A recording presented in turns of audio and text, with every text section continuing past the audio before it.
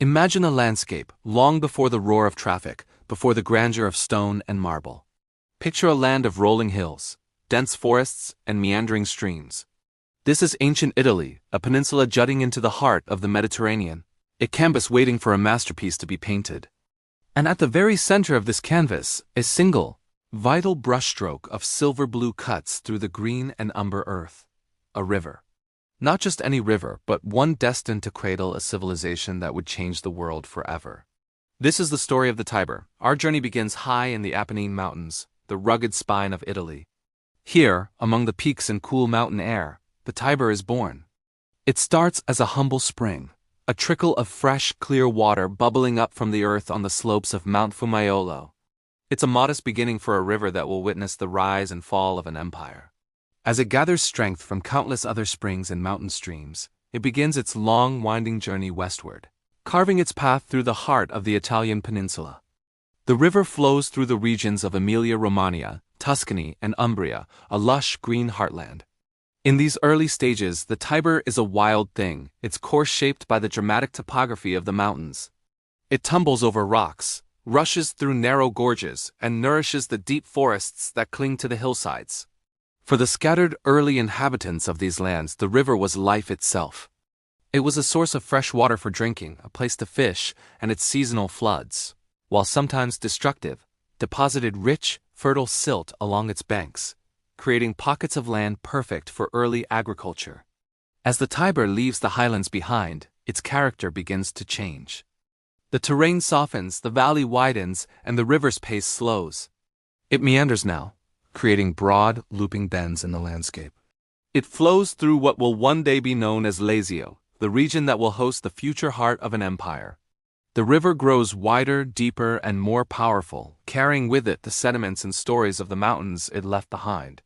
It's here, in this gentler, more forgiving landscape, that the river becomes a true artery of life and a magnet for settlement. Think about what an early settler would be looking for. Survival is everything. You need fresh water, not just for yourself and your family, but for your livestock. You need land that can be farmed, land that will yield crops to sustain you through the year.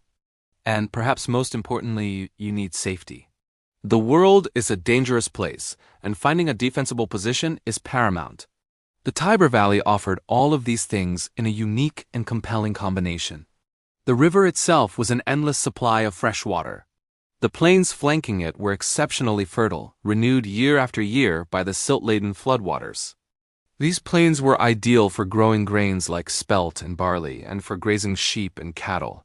But it was the geography of the hills alongside the river that provided the crucial element of safety. Specifically, a cluster of 7 hills rising sharply from the river's eastern bank. These hills offered a commanding view of the surrounding plains and the river itself. From atop one of these hills, you could see an approaching enemy from miles away. The steep slopes were difficult to attack, providing a natural defense. And yet, you were just a short walk from the life-giving water and fertile fields below. It was the perfect combination of security and sustenance. The river also created a natural barrier. Crossing a wide, deep river wasn't easy for a raiding party, adding another layer of protection. One particular spot along the river was especially strategic. About 15 miles from the sea, the river makes a sharp bend, and in its middle lies a small island, Tiber Island. This island made the river narrower and shallower, creating a natural fording point. It was the first place from the river's mouth where it could be easily crossed. Whoever controlled this crossing point controlled the trade and movement along a vital north-south route, the ancient salt road known as the Via Salaria. Salt, harvested from the salt pans at the river's mouth, was a precious commodity, and this route was its highway. So here we have it, a navigable river providing a route to the sea, a strategic crossing point controlling trade, a cluster of defensible hills, an abundance of fresh water and rich, fertile soil. All of these elements came together in one location. It was as if nature itself had conspired to create the perfect incubator for a new city. Early Latins, Sabines, and Etruscans all recognized the potential of this place. They built their small, scattered villages of huts on the tops of these hills, the Palatine, the Capitoline, the Aventine. They farmed the valleys, they fished in the river, and they traded at the ford. They were drawn here not by a grand vision of empire, but by the fundamental necessities of life. They came for the water, for the food, for the safety. They lived their lives according to the rhythms of the river, the spring floods, the summer droughts, the steady, constant flow towards the sea. They couldn't have known that their small hilltop settlements would one day merge and grow, spilling down into the valleys between and eventually coalescing into a single unified city. A city that would take its name from a myth about two brothers, suckled by a wolf and set adrift on this very river. A city called Rome. The Tiber was more than just a geographical feature. It was the central character in the opening chapter of Rome's story. It was the city's cradle, its moat, and its lifeline. Before there were emperors, before there were legions, before there was the Colosseum or the Forum, there was the river. A river at the center of a dream, quietly flowing, waiting for history to be born on its banks. Thank you for joining me on this journey back in time. If you enjoyed this glimpse into the world that shaped ancient Rome, please consider liking this video and subscribing to our channel for more stories from history. We'll see you next time. Welcome back to our journey through the heart of ancient Rome. Last time we explored the legendary founding of this incredible city. Today, in Chapter 2, we're climbing one of its most important hills to understand not just the what, but the why.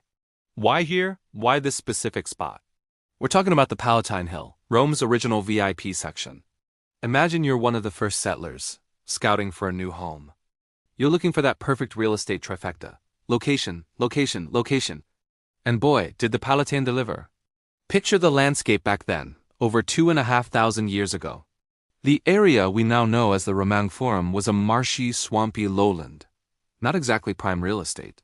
And then there's the Tiber River, an absolute lifeline, a superhighway for trade and transport, but also a bit of a wild card. The Tiber was notorious for its floods. Every year, it would swell, spilling its banks and turning the low-lying valleys into a soggy, unpredictable mess. Living down there? It would be a constant battle against water, disease, and mud. Not the best way to start a civilization, so where do you go? You look up. You look for high ground. And there it is, rising proudly above the floodplain, the Palatine Hill. It wasn't the tallest of Rome's 7 hills, but it was perfectly situated. Standing about 40 meters, or 130 feet above the river valley, it was a natural fortress against the floods. When the Tiber raged below, the settlers on the Palatine were safe and dry. They could literally look down on the chaos, knowing their homes, their families, and their livestock were secure. This wasn't just a convenience. It was a matter of survival. Choosing the Palatine was the first and most critical decision that set Rome on its path to greatness. It was a choice for stability in a world of uncertainty. But being high and dry was only part of the equation. What made the Palatine a truly genius choice was its proximity to the very thing it was escaping, the river. You see, the hill was close enough to the Tiber to enjoy all its benefits without suffering from its drawbacks. Think about it. You need fresh water. You need a way to travel. You need a way to trade with neighboring tribes. The Tiber provided all of that. From their perch on the Palatine, the early Romans could easily walk down to the river, conduct their business, fish, collect water, and then retreat back to their secure hilltop fortress. It was the best of both worlds. They had access without the vulnerability. They controlled the river, but the river didn't control them. This perfect balance of safety and access is a theme we'll see again and again in Roman history.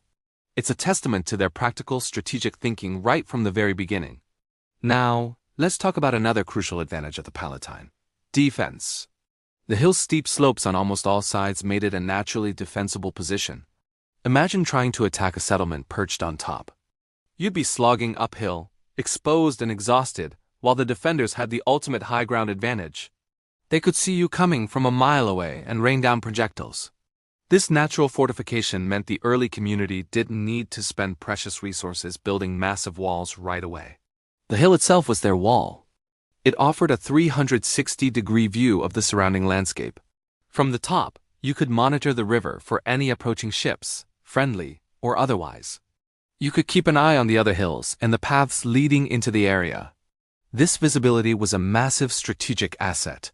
In an age of rival tribes and constant skirmishes, being able to spot a threat before it reached your doorstep was priceless. The Palatine wasn't just a home, it was a watchtower. So to recap the genius of this location, you're safe from the floods that plague the valleys. You have easy access to the vital Tiber River for trade, water, and transport. And you reliving in a natural fortress that's easy to defend and provides a commanding view of the entire region. It's a powerful combination of visibility, defense, and practicality. This wasn't a random choice. It was a calculated, intelligent decision that gave the first Romans a significant head start. While others were struggling in the swamps, the community on the Palatine was thriving. They had the security and the resources to grow, to organize, and eventually to expand. The very geography of the Palatine Hill nurtured the seeds of an empire. And it's no wonder this hill became so sacred in Roman memory. This is where Romulus, the legendary founder, was said to have lived. He supposedly built his humble hut, the Casa Romuli, right here. Later, it became the most desirable residential area in Rome. The rich and powerful, the emperors themselves, all wanted a piece of the Palatine. Emperor Augustus was born here and chose to build his palace on the hill, and his successors followed suit. The very word palace actually comes from the name Palatine. That's how influential this piece of land was. It went from being the city's first safe haven to its most prestigious address, the home of the people who ruled the known world. It all started here, on this one hill, chosen for its clever position above the flood. When you visit Rome today and stand on the Palatine Hill, you can still feel it. You look down at the sprawling ruins of the Forum, you see the path of the Tiber in the distance, and you understand. You're standing in the cradle of Rome, you can sense the history, the strategic brilliance of those early settlers who looked at this landscape and saw not just a hill, but a future. They saw a place where they could build something that would last. And they were right. The choice of the Palatine Hill wasn't just the first chapter in Rome's urban development. It was the foundation stone upon which an entire civilization was built. Thanks for joining me on this climb up the Palatine. I hope this gives you a new appreciation for the incredible foresight of the early Romans. Next time, we will come down from the hill and explore how the city began to tame the lowlands and expand its footprint. Don't forget to like, subscribe, and hit that notification bell so you don't miss the next chapter in our story of Rome. See you then. Hello and welcome back to our journey through the annals of Roman history. Today, we're diving into Chapter 3, Fresh Water and Fertile Soil. We'll explore how one of nature's most vital resources, the Tiber River, became the lifeblood of a budding civilization and set the stage for an empire. Picture this. Long before the Colosseum's roar or the Senate's decrees, small communities were choosing where to settle. What was the number one factor on their minds? Water. And for the early inhabitants of the Italian peninsula, the Tiber River was the ultimate prize. It wasn't just a picturesque landmark. It was the very source of life. First and foremost, the Tiber provided fresh drinking water. In an era without complex plumbing or aqueducts, a reliable, year-round source of drinkable water was non-negotiable. The river sustained the people and their livestock, making permanent settlement possible. It quenched the thirst of the first Romans, allowing them to not just survive, but to plan for a future. The water was drawn daily, carried in clay pots, back to their simple homes. This daily ritual connected every single person to the river, reinforcing its central role in their existence. But the river's gifts didn't stop at drinking. It was also the community's washing machine. Clothes, cooking utensils, and people themselves were cleaned in its flowing waters. While it might sound basic to us, hygiene was a critical factor in preventing the spread of disease in these early settlements. A clean community is a healthy community, and the Tiber provided the means for that, contributing to the overall well-being and growth of the population. Imagine the riverbanks bustling with activity, a social hub where people gathered not just for chores, but for connection. Beyond personal needs, the Tiber was the engine of early Roman agriculture. The lands bordering the river were a farmer's dream. The water was easily accessible for irrigation, allowing them to cultivate essential crops like wheat, barley, and various vegetables. Small, hand-dug channels would have been used to divert water from the river to the fields, a simple but effective form of early engineering. This irrigation transformed the landscape from wild terrain into productive farmland, ensuring a stable food supply. A stable food supply meant the community could grow, specialize, and develop more complex social structures. Without the Tiber's irrigation potential, Rome's agricultural base would have been far weaker, perhaps preventing its rise altogether. Now, let's talk about the river's most powerful, game-changing secret: its seasonal floods. To us, floods sound like disasters. But for the early Romans, they were a blessing in disguise. Each year, Typically in the spring, the Tiber would swell with melted snow from the Apennine Mountains and overflow its banks. This wasn't a catastrophic event but a predictable, life-giving cycle. As the floodwaters receded, they left behind a thick, rich layer of silt and sediment.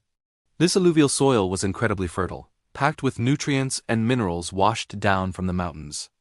It was a natural fertilizer, delivered free of charge year after year. Farmers didn't need to worry about depleting the soil because the river itself replenished it. This annual renewal of the land made the Tiber Valley exceptionally productive. This fertile soil allowed the early farming communities to thrive. They could count on bountiful harvests, which meant food surpluses. A surplus is one of the most important ingredients for building a civilization. It frees up people from the constant toil of farming. With enough food to go around, some individuals could become craftsmen, soldiers, priests, or leaders. This specialization is the very foundation of a complex society. The fertile crescent of the Tiber Valley, created by these floods, was Rome's cradle. The river's dependable cycle gave these early settlers a sense of security and rhythm. They learned to work with the river, planting their crops after the floods receded to take full advantage of the newly enriched soil. This intimate relationship with the natural world shaped their culture, their calendar, and their worldview. The Tiber wasn't just a resource to be exploited. It was a powerful divine entity to be respected. It gave life, and it set the rhythm of that life. So when we think of Rome, we often picture marble statues and grand armies. But it all started here, on the banks of the Tiber. It was the fresh water for drinking and washing, the irrigation for their crops, and the fertile soil left by the floods that provided the stable foundation upon which everything else was built. The river was the silent partner in Rome's founding, the quiet force that nurtured a small settlement and gave it the strength to grow into a republic, and eventually, an empire. It was the fresh water and fertile soil that truly made Rome possible. Thank you for joining me for this chapter. I hope you have a new appreciation for the humble origins of this mighty civilization. Don't forget to like this video, subscribe to the channel, and hit the notification bell so you don't miss Chapter 4. We'll see you next time. Welcome back to our journey through the origins of Rome. In our last chapter, we explored the hills that gave Rome its strategic high ground. Today, we're wading into the waters of the Tiber River, the lifeblood of the city, to understand how a simple river crossing became the cornerstone of Roman prosperity. This is Chapter 4, Rome as the Natural Bridge. Imagine a time long before concrete bridges and bustling motorways. In ancient Italy, rivers were formidable barriers. They dictated trade routes, settlement patterns, and the movement of armies. The Tiber, a powerful and often unpredictable river, sliced through the heart of the Italian peninsula. For most of its length, crossing it was a dangerous, if not impossible, undertaking. But right here, near the Palatine Hill, nature had carved a unique feature, a natural ford. This wasn't just any shallow spot. Located near what would later become the Forum Boarium, Rome's ancient cattle market, this particular bend in the river was special. An island in the middle, Isala Tiberina, effectively split the river's current, making the water on either side shallower and slower. This created a relatively safe and reliable crossing point for people and their animals. It was a geographical jackpot. Think about the implications. For hundreds of miles up and down the river, this was the spot. If you were a salt merchant from the coastal salt pans, the Via Salaria, or Salt Road, led you right here. You needed to get your precious cargo to the inland Sabine tribes. The only practical way was to cross at this ford. If you were a shepherd, leading your flocks from the summer pastures in the Apennine Mountains down to the warmer winter plains, this was your crossing point. Etruscan traders from the north, Greek colonists from the south, local Latin tribes, all their paths converged on this one location. This spot became a magnet for people, goods, and ideas. It was a crossroads, not just of paths, but of cultures. Every person who crossed had something to trade, a story to tell, or news to share. The early inhabitants of the hills overlooking this ford were in a prime position. They could control the crossing, offer services to travelers, and most importantly, tax the goods that passed through. This wasn't just a trickle of traffic. It was a constant flow of economic activity. The ford acted like a funnel, concentrating the wealth of the surrounding regions into one small area. Salt, cattle, pottery, metals, textiles, all of it flowed this crossing. The settlement that would become Rome wasn't just a collection of shepherds' huts on a hill. It was a toll booth, a trading post, and a service station on ancient Italy's most important highway. The Forum Boreum, the cattle market, gets its name from this very function. Herders would bring their cattle across the ford and sell them right there. It was one of the earliest and most important commercial centers. And where there's trade, there's a need for regulation, for security, and for infrastructure. This early economic engine drove the first stages of urban development. The first wooden bridge, the Pons Sublicius, was eventually built at this exact spot. The Romans didn't choose the location randomly. They simply formalized the crossing that nature had already provided. The bridge was so strategically vital that its maintenance was a sacred duty, entrusted to a special college of priests, the Pontifices. In fact, the word pontifex literally means bridge builder. That's how fundamental this river crossing was to the Roman identity. So, when we think of Rome's rise, we often picture legions and senators. But before all that, there was the mud and the shallows of the Tiber. The city's initial wealth wasn't won on the battlefield. It was earned one cart, one flock, and one merchant at a time, all thanks to its unique position as the natural bridge of central Italy. The river that could have isolated the seven hills instead connected them to the wider world, laying the economic foundations for an empire. Join us next time as we explore Chapter 5, where we'll look at how these early Romans organized themselves to manage this growing hub of activity, forming the first institutions that would shape their destiny. Thanks for watching, and if you're enjoying this series, don't forget to like, subscribe, and hit that notification bell so you don't miss our next chapter. See you then! Hello everyone, and welcome back to our series, Exploring the Foundations of Ancient Rome. Today, in Chapter 5, we're diving into a story of salt, sheep, and the powerful river that tied everything together. We're talking about the Via Salaria, the ancient salt road, and how it, along with the Tiber River, created the perfect conditions for a city like Rome to rise and dominate. So, what's so special about salt? Well, in the ancient world, salt was like gold. It was essential for preserving food, especially meat and fish, which was crucial before refrigeration. It was also vital for human and animal health. The main source of salt in this region was the salt pans at the mouth of the Tiber River, near the coast. Getting this precious commodity from the coast to the inland communities, especially those in the mountainous Sabine territory, was a major logistical challenge. This is where the Via Salaria comes in. The name itself, Via Salaria, literally means salt road. It was one of the oldest and most important roads leading out of Rome. This wasn't a grand, paved highway like the later Roman roads we often picture. In its earliest form, it was more of a well-trodden track, a path carved out by centuries of use. It followed a natural route, snaking its way from the Tiber's mouth, through the future site of Rome, and deep into the Apennine Mountains. Who was using this road? First and foremost, the salt traders. These were hardy individuals who would load up their mules or carts with cakes of salt from the coastal pans and begin the long, arduous journey inland. They were the lifeblood of this trade network, bringing an essential resource to communities that had no other way to get it. The demand was immense, making the salt trade incredibly lucrative.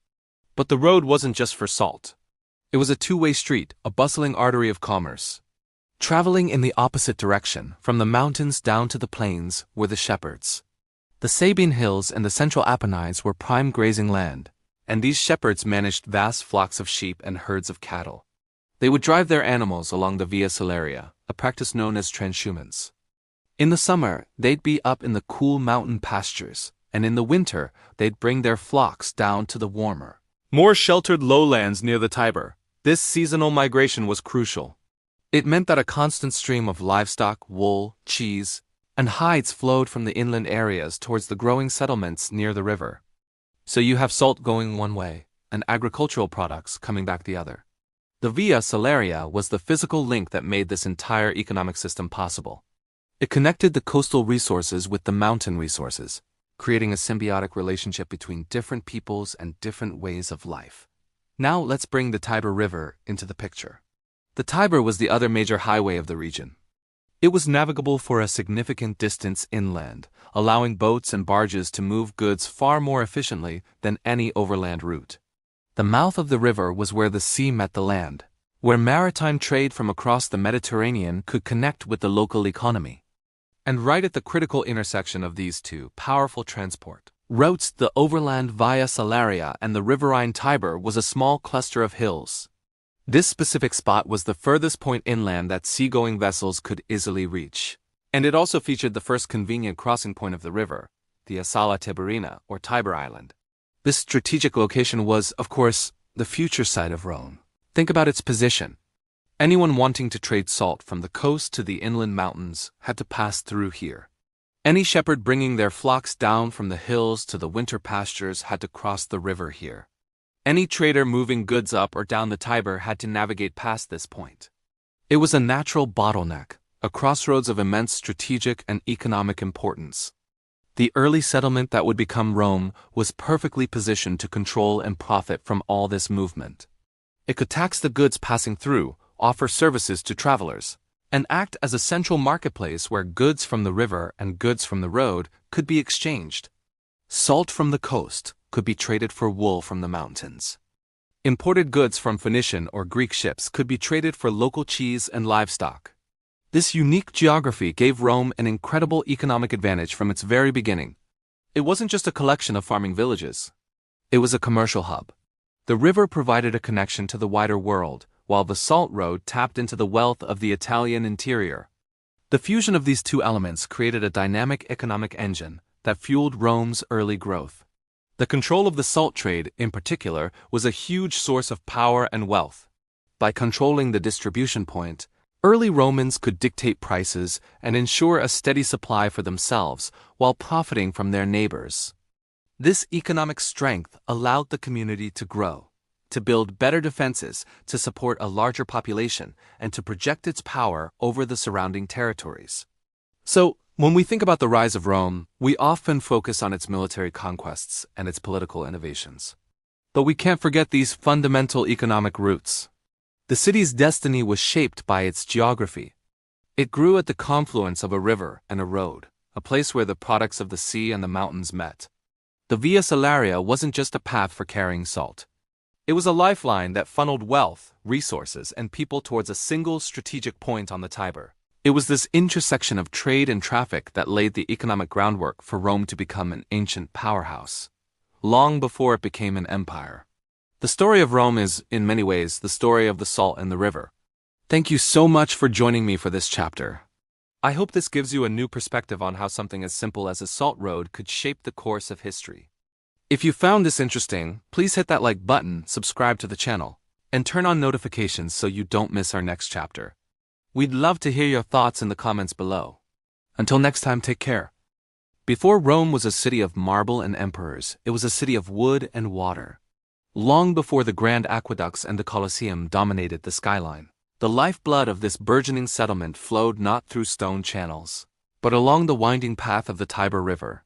This is the story of Rome's humble beginnings, a tale of boats, barges, and bustling river markets. Welcome to Chapter 6. Let's journey back in time, to an era when the Seven Hills were just hills, and the future capital of the world was little more than a strategic crossing point on a vital waterway. The Tiber wasn't just a river. It was a highway, a marketplace, and a lifeline all in one. Imagine the scene: simple wooden barges, flat-bottomed and sturdy, navigating the gentle currents. These weren't the magnificent triremes of naval warfare, but the unsung heroes of commerce. What did they carry? They carried the very essence of life and civilization. From the fertile fields of Etruria and the Sabine Hills came barges laden with grain, the staple food that would one day feed 1 million citizens. The rhythmic creak of the wood and the soft splash of oars would have been the soundtrack of early Roman life. Alongside the grain, you'd find rough-spun sacks heavy with wool from countless sheep that grazed the Italian countryside. This wool would be spun, dyed, and woven into the tunics and togas that clothed the early Romans. But the river traffic was far more diverse than just food and textiles. From inland workshops came pottery, not the fine, decorated vases of later periods, but practical, everyday earthenware. Amphorae for storing wine and olive oil, bowls for mixing dough, and jugs for carrying water. Each piece, carefully packed in straw, represented a family's livelihood and a community's craft. The barges floated downstream, their precious cargo a testament to the growing skills of the local artisans. And then there were the metals. The hills of central Italy were rich in copper and iron. Rough-hewn ingots, heavy and dark, would be loaded onto the barges, destined for the blacksmiths of the small settlements clustered near the river. These metals would be forged into tools for farming, nails for construction, and the early weapons that would one day carve out an empire. The clanging of hammers in the forges along the riverbank would have been a constant reminder of progress and industry. Let's not forget the liquid gold of the Mediterranean, olive oil.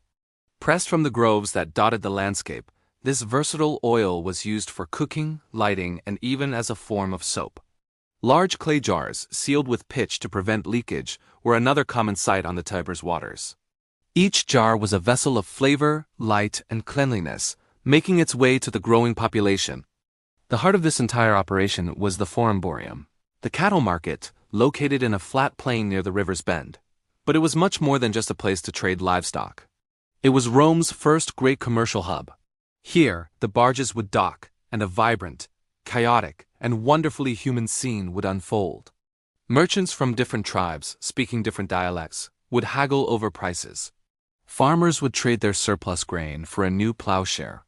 Potters would exchange their wares for salt, a precious commodity brought upriver from the salt pans at the mouth of the Tiber. The Via Salaria, the Salt Road, being one of the oldest roads in Italy.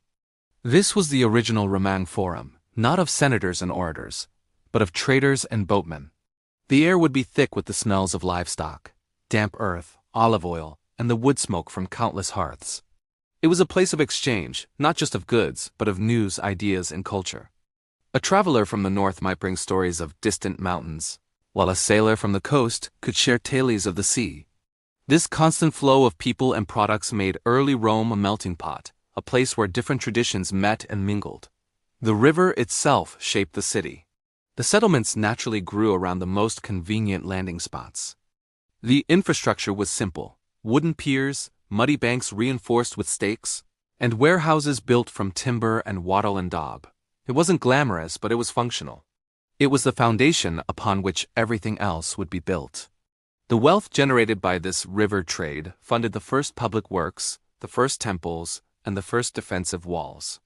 So as we think of Rome, let's remember its aquatic origins. Before the legions marched on stone-paved roads, goods floated on wooden barges. Before the Forum was filled with political discourse, it was filled with the clamor of the market. The Tiber River was the city's cradle, and the humble boatmen and merchants who navigated its waters were the true founding fathers of its economic might. Rome became a hub of exchange, a center of gravity for the entire region, long before it ever dreamed of becoming a city of marble. It was a city born from the river, nurtured by trade, and built, piece by piece, from the goods that arrived on its busy, life-giving waters. Thank you for joining me on this journey back to the very beginnings of Rome. If you enjoyed this glimpse into the past, please consider liking this video and subscribing to the channel for more stories from history. We'll see you in the next chapter. Ever wondered how an ancient city became the center of the known world? It's not just about legendary leaders or unstoppable armies. Sometimes the secret is in the real estate. Welcome back to our series. And today we re-diving into Chapter 7. How Rome had the perfect location, access to the sea without being exposed to pirates. Picture this. You're trying to build a new settlement. Your top priority? Survival. In the ancient Mediterranean, the sea was a double-edged sword. It was the highway for trade, communication, and expansion. But it was also a hunting ground for pirates. These weren't the swashbuckling characters from movies. They were ruthless raiders who could wipe out a coastal town overnight, stealing everything and everyone. A city built right on the coast was a sitting duck, a constant target for these seaborne threats. So, where do you build? Too far inland, and you're cut off from the vital trade routes that bring wealth and resources. Too close to the coast, and you're living in constant fear. It's a classic dilemma. This is where the genius of Rome's location truly shines. The early Romans found the ultimate sweet spot. The city was founded about 15 miles or 24 kilometers inland from the Mediterranean coast. This distance was crucial. It was far enough to be a significant deterrent for any pirate crew looking for an easy score. Imagine you're a pirate. You spot a potential target up a river. You have to sail your ship upstream, which is slower and more difficult than open sea sailing. Every mile you travel inland is a mile you have to travel back, making your escape much riskier. Your ships are vulnerable, and the local defenders have plenty of time to muster a response. A quick smash-and-grab operation suddenly becomes a prolonged, dangerous campaign. Most pirates would simply look for easier prey along the coastline. This buffer zone gave early Rome the peace of mind it needed to grow without the constant threat of being sacked by sea raiders. But being safe from pirates is only half the story. What made Rome's position truly brilliant was its connection to the sea, the Tiber River. The Tiber was Rome's lifeline. It was a natural highway that flowed directly from the heart of the city down to the port of Ostia and into the vast Mediterranean. This meant that while Rome was safe from naval attacks, it wasn't isolated. Far from it. Roman merchants could load their goods onto barges and ships, float them down the Tiber, and access the entire Mediterranean world. They could import grain from Egypt, wine from Greece, and luxury goods from the East, all while their homes and families remained secure miles inland. The Tiber essentially gave Rome all the benefits of a coastal port without any of the terrifying drawbacks. It was like having a secret, protected backdoor to the world's biggest marketplace. This strategic positioning had a profound impact on Roman culture and development. It fostered a unique mindset. Romans weren't just farmers tied to the land. They were also connected to the wider maritime world. This dual identity allowed them to develop both a strong agricultural base and a sophisticated commercial network. The wealth that flowed up the Tiber funded the construction of magnificent buildings, supported a growing population, and financed the legions that would one day conquer the known world. It's fascinating to think that the foundations of the Roman Empire weren't just laid in stone and mortar, but in the very geography of the land itself. The city's distance from the sea provided security, while the river provided opportunity. Let's put this into a broader historical context. Many other great ancient cities, like Athens and Carthage, were major naval powers built near the coast. They thrived on maritime trade, but also had to invest heavily in massive navies and coastal defenses to protect themselves. Their proximity to the sea was both their greatest strength and their greatest vulnerability. Rome, in its early days, played a different game. It let the land be its shield. This allowed the young republic to focus its resources and energy on consolidating its power, on the Italian peninsula first. They weren't immediately drawn into the complex and expensive naval rivalries of the Mediterranean. They could build their strength on land, developing their legendary legions and political systems. When Rome finally did decide to become a naval power during the Punic Wars against Carthage, it did so from a position of incredible land-based strength. Its secure heartland, nourished by the Tiber, was the engine that powered its expansion. So, the next time you think about the rise of Rome, remember the silent, strategic advantage of its location. It wasn't just about Romulus and Remus or Julius Caesar. It was about a river and a few crucial miles of land. It was about having access to everything without being exposed to anything. This clever geographical choice provided the security and the economic gateway that allowed a small village on the banks of the Tiber to grow into a sprawling city and, eventually, an empire that would shape the course of Western civilization. It's a powerful reminder that sometimes the most important battles are won not with swords, but with maps. The founders of Rome weren't just warriors. They were brilliant strategic planners who understood the landscape. They chose a spot that gave them the best of both worlds, the safety of an inland city and the prosperity of a port. And that choice made all the difference. Thanks for watching. If you found this deep dive into Roman history interesting, make sure to like this video and subscribe for more chapters. What other hidden factors behind great empires should we explore next?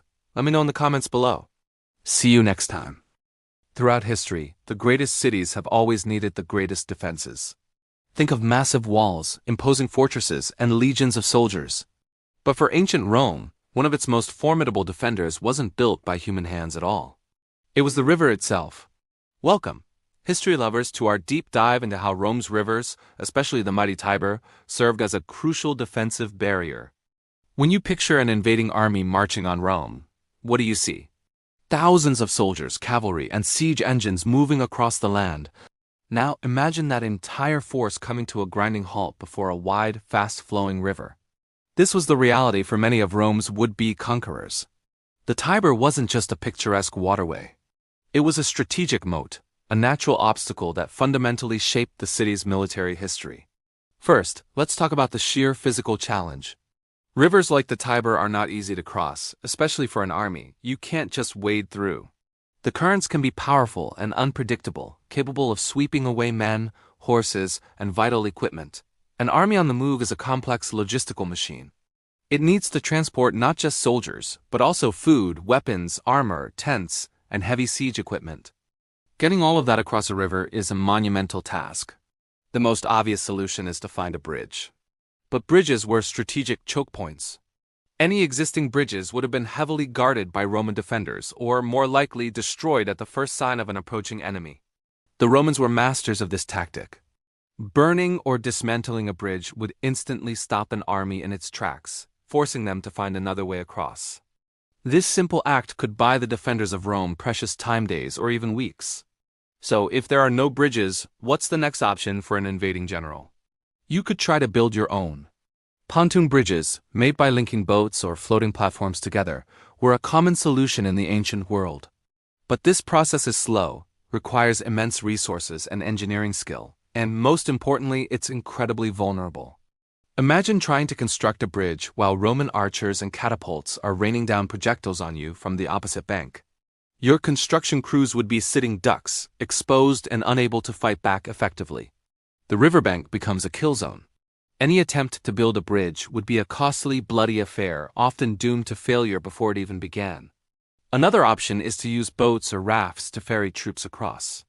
This seems simpler, but it's just as perilous. An army crossing in small groups is fragmented and vulnerable. Soldiers in boats are clumsy, unstable, and can't easily defend themselves. A small, well-placed Roman force on the far bank could pick off the invaders as they landed, one boatload at a time. The invaders would be unable to form their battle lines and would be cut down before they could establish a secure bridgehead. A ferry operation is also slow. While part of your army is crossing, the rest is stuck on the other side, unable to help. This division of forces is a nightmare for any military commander. This defensive advantage gave the Romans an incredible psychological edge. They knew that any attacker had to face the river first. It gave them confidence and time. Time to rally the legions, time to call for reinforcements from other parts of the empire, time to strengthen the city's walls, and time to gather supplies for a potential siege. For the attacker, the river was a source of frustration and delay. Every day spent trying to figure out how to cross was a day their supplies dwindled and their morale dropped. The weather could turn, disease could spread through their camp, and the element of surprise was completely lost. Let's consider a few historical examples. During the early days of the Republic, when the Etruscan king Lars Porsena tried to capture Rome, the hero Horatius Cocles famously held the Sublician Bridge, buying enough time for the Romans to demolish it behind him. The river was the key to that defense. Without the Tiber, Porsena's army would have just swarmed into the city. Later, during the Second Punic War, Hannibal, one of the greatest military geniuses of all time, ravaged Italy for years. But when it came to a direct assault on Rome itself, he hesitated. The city's strong fortifications, combined with the natural barrier of its rivers, made a direct attack a daunting prospect even for him. The river wasn't the only reason, of course, but it was a significant part of the defensive calculation. The river's role wasn't just passive either. The Romans used it proactively. They could use their own boats to launch surprise raids on an enemy encamped on the opposite bank, harassing their supply lines and keeping them off balance. The river became an extension of their battlefield, a fluid and dynamic defensive line that the enemy had to respect. Furthermore, the currents and floodplains of the Tiber added another layer of complexity. The river could flood seasonally, turning the surrounding low-lying areas into impassable swamps. An army planning an attack would have to time their campaign perfectly to avoid the rainy season, which further limited their strategic options. Imagine arriving at the banks of the Tiber, ready for your glorious conquest, only to find the entire area is a muddy, disease-ridden bog. Your heavy siege equipment would get stuck, your cavalry would be useless, and your soldiers would get sick. The river was, in essence, fighting for Rome. So, while the legions and the walls get all the glory, we must remember the silent guardian of Rome. The river was a tireless sentinel, a natural moat that slowed invaders, exposed them to attack, and drained their resources and morale. It provided the most precious commodity in any defense: time. By forcing attackers to undertake difficult, dangerous, and time-consuming crossing operations, the Tiber gave Roman defenders the critical window they needed to organize and repel the threat. It was a fundamental element of the city's resilience, proving that sometimes the most effective defenses are the ones that were there all along. carved into the landscape by nature itself. The story of Rome is inseparable from the story of its river. Thank you so much for joining us for this look into Rome's natural defenses. If you found this interesting, be sure to hit that like button and subscribe for more deep dives into ancient history. Let us know in the comments what other aspects of Roman military strategy you'd like to see covered. We'll see you in the next video. Welcome back to our journey through Roman history. Today we're diving into Chapter 9, a concept that's absolutely fundamental to understanding Roman power. Controlling the river means controlling the region. Now, this might sound simple, but the early Romans elevated this idea to an art form. They weren't just building near rivers for water or trade, though those were crucial. They saw rivers as the lifeblood and the vulnerability of their lands. They understood that if you could dominate a river, you could dominate everything and everyone around it. Think about it from a military perspective. A river is a natural barrier, a massive moat created by nature. But it's also a highway for your enemies if you don't control it. So, what did the Romans do? They didn't just passively accept the river's presence. They actively shaped their strategy around it. This is where we see the genius of what I like to call silent military technology. It's not a flashy sword or a new type of catapult. It's the landscape itself, weaponized through brilliant engineering and strategic foresight. The Romans lined the banks of key rivers with an intricate network of fortifications. We're talking about more than just a few walls. Imagine a system of interconnected forts, watchtowers, and military outposts, all positioned with incredible precision. Each one was placed to have a clear line of sight to the next, creating a chain of observation that was nearly impossible to breach without being seen. From these high vantage points, Roman sentinels could spot an approaching enemy force from miles away, whether they were marching on land or trying to move troops by boat. This early warning system was invaluable. It gave Roman legions precious time to mobilize and respond to any threat, turning a potential surprise attack into a well-managed defense. Let's look at the Tiber, the river that runs through Rome itself. The city's legendary founding is tied to this river. But beyond the myths, the Tiber was Rome's first major strategic challenge and opportunity. By controlling the Tiber, the early Romans secured their city from naval invasion and controlled the flow of goods, particularly salt from the coast, which was a vital commodity. The bridges they built weren't just for crossing. They were choke points. The Pons Sublicius, one of Rome's earliest bridges, was famously made of wood, so it could be quickly dismantled in the face of an invasion. This is a perfect example of geography turned into military hardware. But it wasn't just about defense. Control of the river also meant offensive projection of power. The Romans built specialized river patrol boats, the naves Lusoria, which were quick and agile. These flotillas could rapidly transport troops and supplies up and down the river systems, allowing a relatively small number of soldiers to police vast territories. An uprising in a village upstream? A legion could be there in a fraction of the time it would take to march overland. This ability to move forces quickly and efficiently was a massive force multiplier. It meant that the Roman presence was felt everywhere, even in the most remote parts of their territory that were connected by a waterway. Then there's the engineering side of it. The Romans constructed massive embankments and levees. On the surface, this was for flood control, protecting valuable farmland and urban areas. But it had a military application too.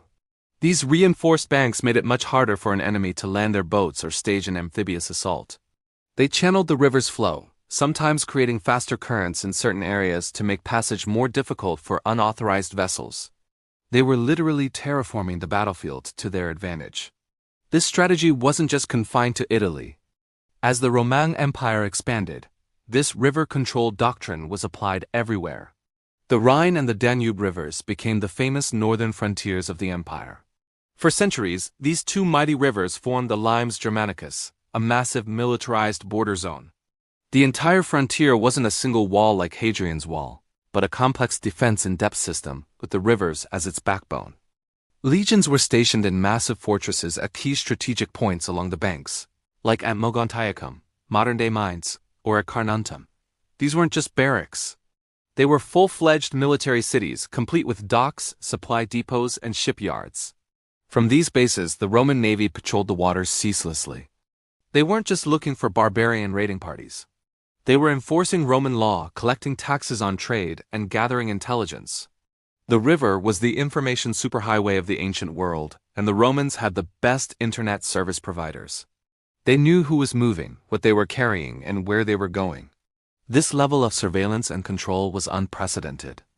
It suffocated any organized resistance before it could even begin. This concept of geography as silent military technology is what made the Romans so dominant. They didn't just fight battles. They engineered the environment to prevent battles from happening on unfavorable terms. They understood that a well-placed watchtower could be more valuable than 1,000 soldiers. A dredged channel or a fortified riverbank could stop an army in its tracks more effectively than a pitched battle. So when we look at a map of the Roman Empire, we shouldn't just see lines representing borders.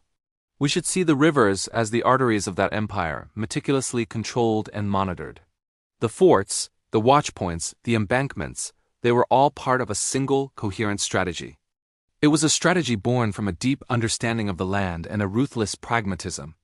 Control the river, and you control the trade, the movement, the information, and ultimately the people. You control the region.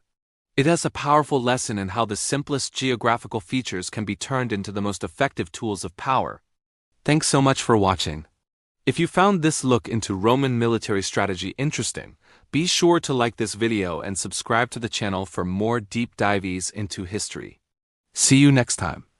Welcome back to our journey through history, where today we're diving deep into the heart of ancient Rome, but not in the way you might expect. We're not just talking about emperors or legions, but about the very lifeblood of the city, the Tiber River, and the incredible myths that sprang from its waters. How does a simple river become so central to the identity of one of the world's greatest empires? Let's find out. Our story begins not with a grand battle, but with a desperate act. In the ancient city of Alba Longa, a king named Numitor is overthrown by his ruthless brother, Amulius. To secure his throne, Amulius forces Numitor's daughter, Rhea Silvia, to become a Vestal virgin, swearing an oath of celibacy. But the gods, it seems, have other plans.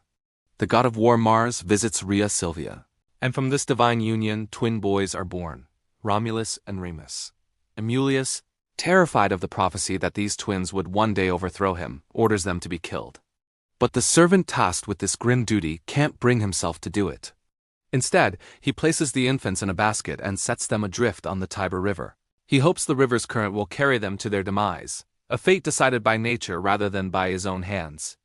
This is where the Tiber transforms from a simple body of water into a character in our story. The river, often prone to flooding, has just receded. The basket carrying the twins doesn't float down to the sea as intended. Instead, the river god, Tiberinus, gently guides it to the shore, where it snags in the roots of a sacred fig tree, the Ficus ruminalis, near the base of the Palatine Hill. The twins are alive, but they are helpless. Their cries attract the attention of a she-wolf, a lupa. Now in any other story this would be the end, but this is no ordinary wolf. Instead of harming the infants, she is filled with maternal instinct. She leads them to her den and nurses them, saving them from starvation. This image, the she-wolf suckling the twin boys, has become one of the most enduring symbols of Rome itself. It represents a city born from the wild, nurtured by forces both natural and divine. The story doesn't end there. A woodpecker, an animal sacred to Mars, also brings them food. Eventually, the twins are discovered by a shepherd named Faustulus. He and his wife, Acalarentia, raise the boys as their own. Growing up as humble shepherds, Romulus and Remus develop into strong, natural leaders, unaware of their royal lineage. As young men, their true heritage is revealed after a series of events involving a dispute with the shepherds of their great-uncle, Amulius. They learn of their grandfather Numitor, the usurper Amulius, and their own miraculous survival. Fueled by this knowledge, they lead a band of followers to Alba Longa, kill Amulius, and restore their grandfather Numitor to the throne. But Romulus and Remus are not content to simply live in their old city.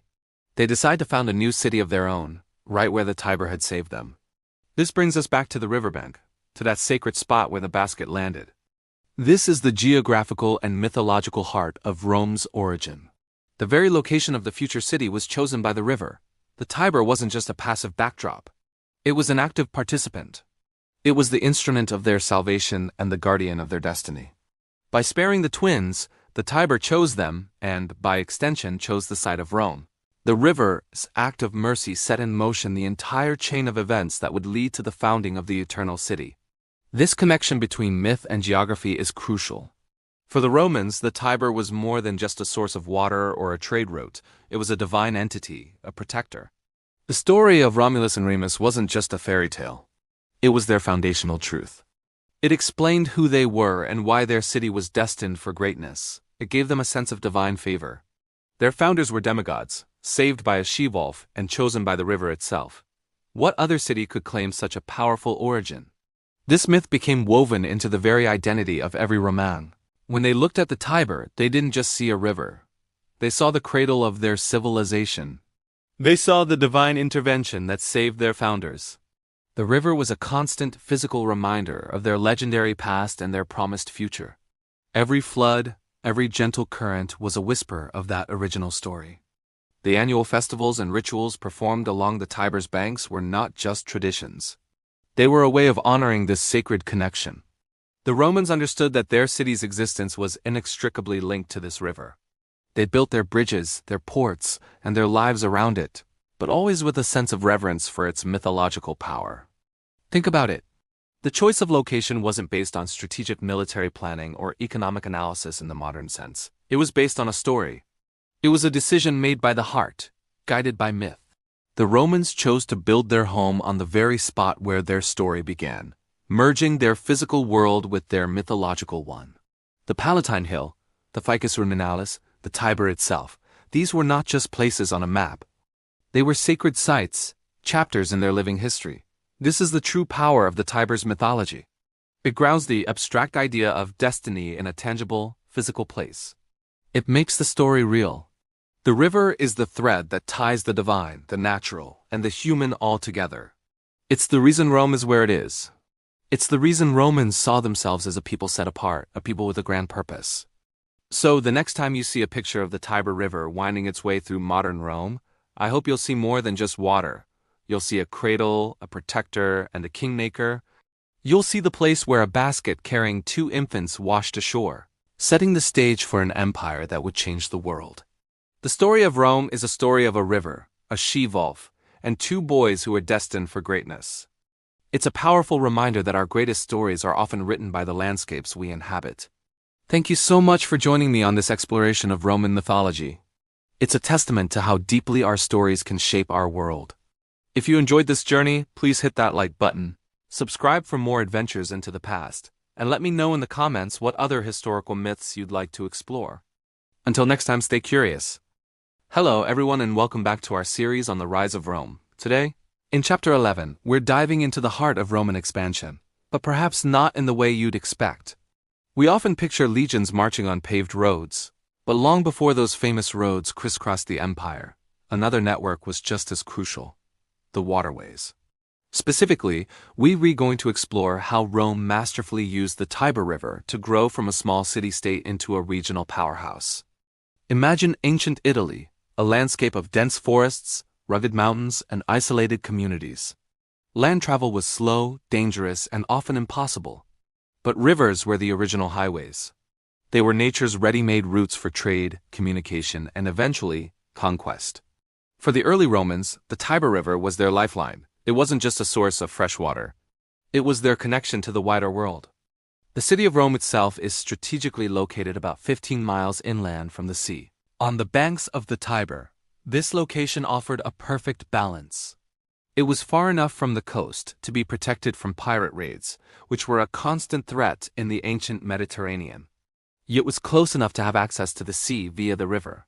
The Tiber was navigable for the small ships of the time, allowing goods to flow in and out of the city. This position made Rome a natural hub for trade. So, what did this early trade look like? Initially, it was about essentials. Rome sat at a crossroads. To the north were the Etruscans, a sophisticated civilization with rich mineral resources. To the south were Greek colonies and various Italic tribes. The Tiber became the conduit for exchanging goods among these different peoples. Salt, a vital commodity, was harvested from the salt pans at the mouth of the Tiber, the Salinae Ostenses, and transported upriver to Rome. From there it was distributed inland along the ancient salt road, the Via Salaria. In return, agricultural products from the fertile inland valleys, like grain, wine, and olive oil, as well as timber and livestock, would travel down the river. This wasn't just about simple bartering. This was the foundation of Rome's economic power.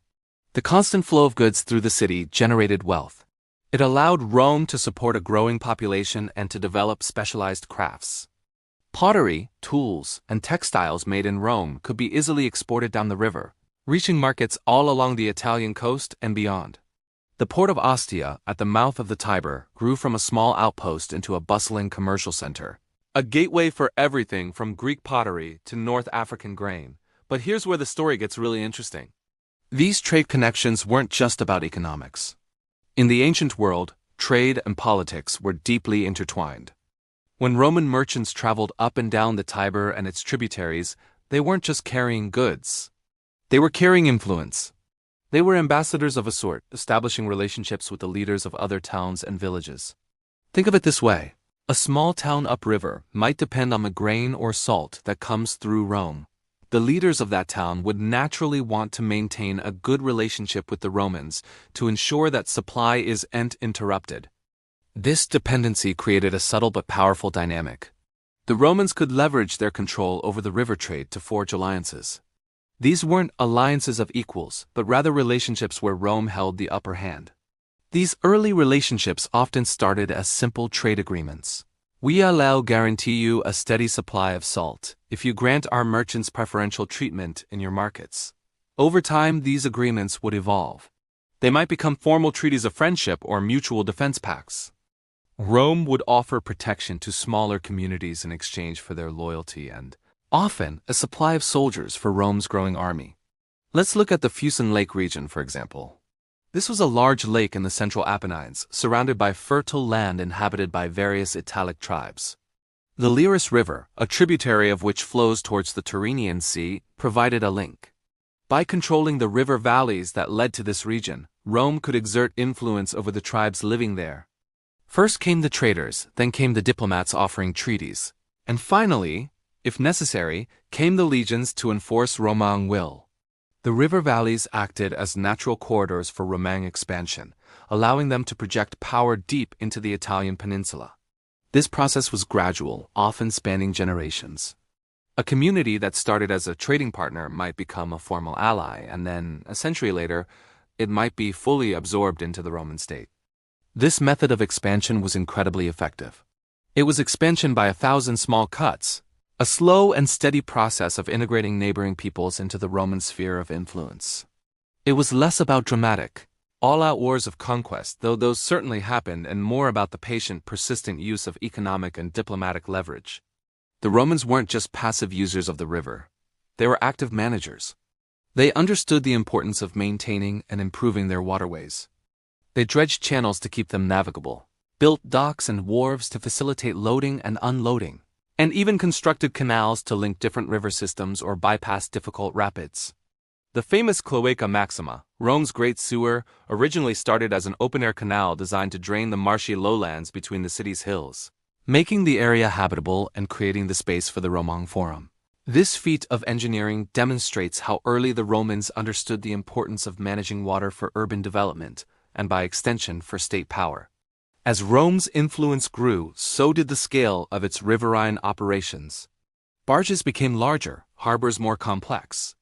The river police, the curators alvi tiberis, were established to oversee the river, prevent illegal construction along its banks, and ensure the smooth flow of traffic. The river wasn't just a natural feature. It was a piece of state-managed infrastructure, as vital to the city's health as its aqueducts and roads would later become. This expansion through waterways laid the critical groundwork for the Roman Republic's later military conquests.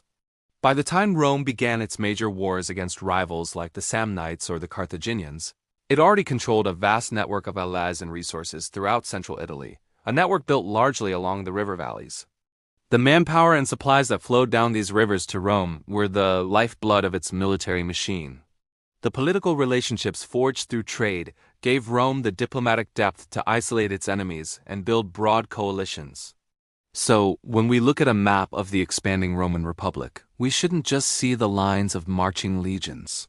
We should also see the invisible currents of the rivers that carried Roman goods, Roman ideas, and Roman power.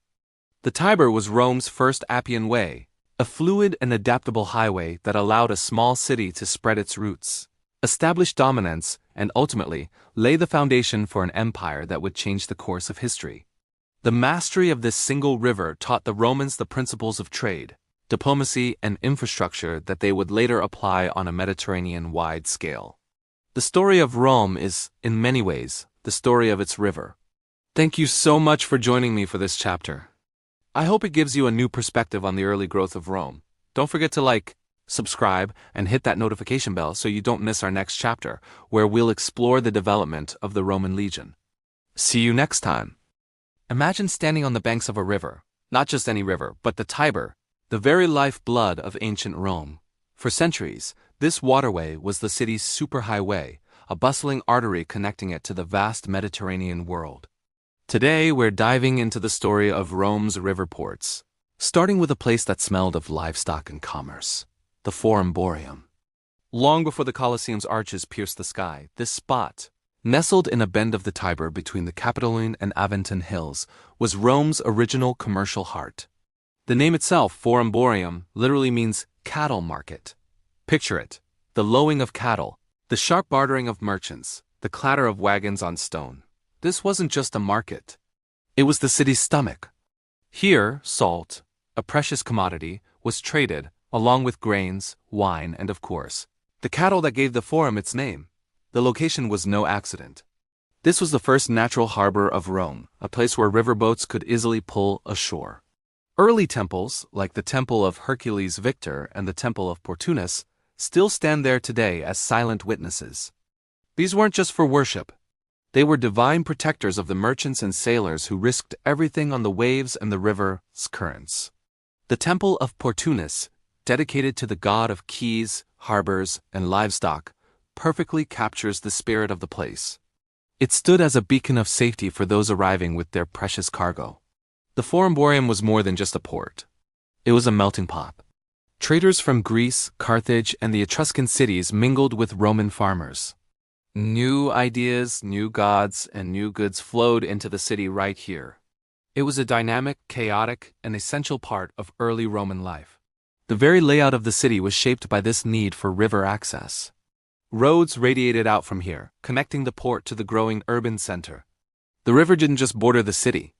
It was woven into its very fabric. But as Rome grew from a regional power to a colossal empire, the small river harbor at the Forum Boarium started to feel the strain. The city's population swelled to over 1 million people, and their appetite was insatiable. They needed more grain, more wine, more olive oil, more marble for their grand buildings than the little port could ever handle. The Tiber itself was a tricky river, prone to flooding and silting. Large seafaring ships couldn't navigate the winding, shallow waters all the way up to the city. Goods had to be offloaded onto smaller river barges, a slow and inefficient process. The problem became a crisis. A single delayed grain shipment could mean hunger and riots in the streets of Rome. The emperors knew they needed a better solution, a grander gateway to the world. Emperor Claudius was the first to take on this monumental challenge. He decided to build a new artificial harbor right on the coast. At the mouth of the Tiber, the chosen location was about 2 miles north of an existing small town called Ostia. This was an engineering feat of incredible ambition. They constructed 2 massive curving moles out into the sea, creating a vast protected basin. At the entrance, on an artificial island, they built a towering lighthouse, a pharos, to guide ships safely into the harbor. This new port, called Portus, was a game-changer. Now, the largest grain ships from Egypt and Africa could dock directly. It was a direct pipeline feeding the capital of the world. But even Claudius's magnificent harbor had its flaws. It was still somewhat exposed to the open sea, and a violent storm in 62 AD tragically sank 200 ships within the basin. Rome needed more. And so, about 50 years later, Emperor Trajan stepped in. His solution was brilliant in its simplicity and effectiveness. Inside the existing Claudian basin, he excavated another, perfectly hexagonal harbor. This inner basin, connected by a canal to the main harbor and the Tiber, was a masterpiece of Roman engineering and urban planning. The hexagonal shape was ingenious. It maximized the length of the docks, allowing more ships to load and unload simultaneously. The shape also broke the force of any waves that might enter the outer harbor, creating a perfectly calm, protected anchorage. Around this six-sided lake, massive warehouses, known as horia, were built. Imagine multi-story buildings, filled to the brim with sacks of grain, barrels of wine, and amphorae of oil, all neatly organized and catalogued. The creation of Portus transformed the nearby town of Ostia. What was once a small military outpost and fishing village exploded into a bustling metropolis. Ostia became the bedroom community for Portus. Dockworkers, merchants, customs officials, shipbuilders, and sailors from every corner of the Mediterranean called it home. Walking through the ruins of Ostia Antica today is like stepping back in time. You can see the apartment buildings, the taverns, the bathhouses, the guild offices, and the Grand Theater. It was a city dedicated to commerce. The logistics were staggering. From Portus, goods were transferred onto smaller river barges, just as they had been in the old days, but now on an industrial scale. A constant procession of these barges, often pulled by teams of oxen walking along towpaths on the riverbanks, made the journey up the Tiber to Rome. They would arrive at the city's riverfront district, known as the Emporium, located just downstream from the old Forumborium. Here, another set of massive warehouses stood ready to receive the goods before they were distributed throughout the city. The entire system, from the giant ships arriving at Portus to the barges navigating the Tiber to the warehouses in Rome, was a marvel of organization. It was the logistical backbone that allowed the Roman Empire to function. The river, once the sole lifeline, now became the final crucial link in a much larger chain. It shaped the city's development, determining where goods arrived, where markets were located, and where entire neighborhoods of workers would live. The stories of the Forumborium and the later ports of Clodius and Trajan are the stories of Rome's growth and ambition. They show a city constantly adapting, innovating, and overcoming challenges to sustain its incredible size and power. From a humble cattle market on a riverbend to the most advanced port complex of the ancient world, the connection to the water was everything. The river and the sea were not just features of the landscape, they were the engines of an empire. So the next time you think of ancient Rome, don't just picture gladiators and emperors. Picture the sailors steering their heavy ships towards the lighthouse of Portus. Picture the dock workers shouting in a dozen different languages as they unload sacks of Egyptian grain. And picture the slow, steady procession of barges on the Tiber, bringing life itself to the heart of the greatest city on earth. It was a world built on water, trade, and incredible human ingenuity. Thanks for joining us on this journey down the Tiber. If you enjoyed this glimpse into ancient Rome's commercial heart, be sure to like this video and subscribe for more stories from history. See you next time. Welcome back to our journey through Roman history. Today, in Chapter 13, we re-diving into a topic that is often overlooked but absolutely crucial to Rome's rise. The military campaigns launched. From the Tiber River, we often picture Roman legions marching overland, building roads and bridges as they go. But in the very beginning, long before the Appian Way was even a thought, the Tiber was Rome's first highway to conquest. Think about early Rome. It wasn't a sprawling empire yet. It was a city-state surrounded by rivals like the Etruscans to the north and various Latin tribes all around. How did this fledgling city project its power? The answer flows right through its heart. The Tiber River was more than just a source of water. It was a strategic superhighway. Early Roman armies were essentially citizen militias, not the professional legions we see in movies. These were farmers and craftsmen who picked up a sword and shield when the city called. For them, marching long distances was slow, exhausting, and left their own fields and workshops unattended. The Tiber offered a revolutionary solution. Instead of slogging through difficult terrain, soldiers and their equipment could be loaded onto simple barges and boats. Imagine a Roman force needing to respond to a threat upriver. Instead of a multi-day march, they could navigate the current and arrive at their destination faster, less tired, and better supplied than their enemies. This gave Rome an incredible advantage in speed and logistics. They could strike quickly, catching their opponents off guard, and then just as quickly, return to defend the city if needed. The river allowed for a level of mobility that was simply unmatched by their land-bound neighbors. This wasn't just about moving soldiers either. An army needs food, weapons, and supplies. Transporting these things overland with carts and pack animals was a logistical nightmare. The roads were poor, the terrain was often hilly or marshy, and the whole process was painfully slow. The Tiber, however, could carry immense weight. A single barge could transport the equivalent of dozens of carts, with far less effort. This meant Roman armies could sustain longer campaigns and operate further from home. They weren't just limited to what they could carry on their backs. This reliable supply line was the backbone of their early military successes. Let's look at some of Rome's earliest conflicts, like the wars against Veii, a powerful Etruscan city just a few miles upriver. The proximity of Veii made it a constant threat, but the Tiber also made it a prime target for Roman expansion.